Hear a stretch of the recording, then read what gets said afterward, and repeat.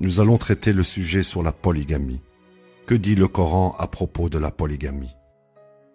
Est-ce qu'un homme peut se marier à plusieurs femmes après sa première femme et quand ça lui plaît? La réponse est non. Le Coran ne présente qu'une seule situation très spécifique où un homme peut avoir plus d'une femme.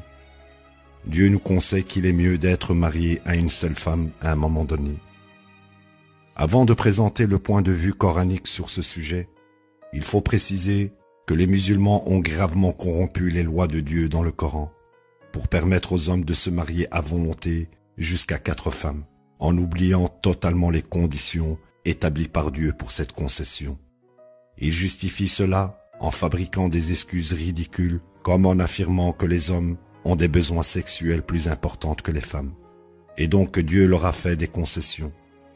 Ces affirmations outrageantes sont assez déviantes en soi, mais ils supportent également leur dire avec différents hadiths fabriqués qui ne font rien d'autre que salir l'image du prophète Mohammed qui était dévoué et droit envers Dieu. Voilà un de ces hadiths. Dans le livre de Al-Bukhari, volume 1, livre 5, numéro 268, rapporté par Qatada, Anas bin Malik a dit: le prophète avait l'habitude de rendre visite à toutes ses femmes à la suite, jour et nuit. Elles étaient au nombre de 11. J'ai demandé à Anas, le prophète avait assez de force? Anas a répondu, nous disions souvent que le prophète avait reçu la force de 30 hommes. Et Saïd a dit, en se référant à Qatada, qu'Anas ne lui avait parlé que de 9 femmes seulement. Si nous examinons le Coran, nous trouvons la concession dont il est question dans le verset suivant. Écoutons-le, en Sourate 4, verset 3. Si vous estimez que c'est mieux pour les orphelins, vous pouvez épouser leur mère. Vous pouvez épouser 2, 3 ou 4. Si vous craignez que vous ne deveniez injuste, alors vous vous contenterez d'une seule ou de ce que vous avez déjà. De plus, vous êtes ainsi plus en mesure d'éviter des difficultés financières.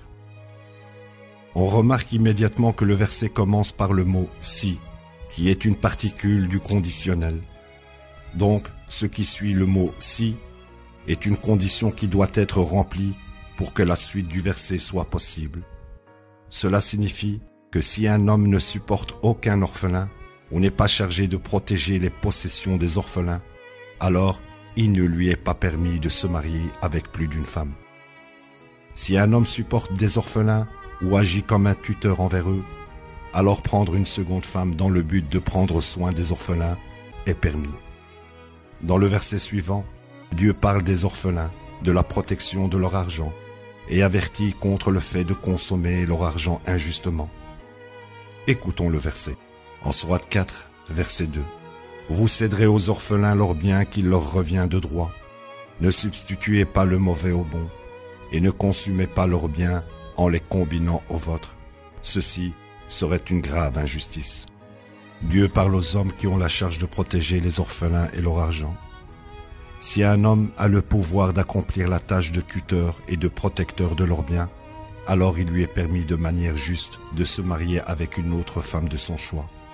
Dieu autorise 2, 3 et 4 femmes maximum.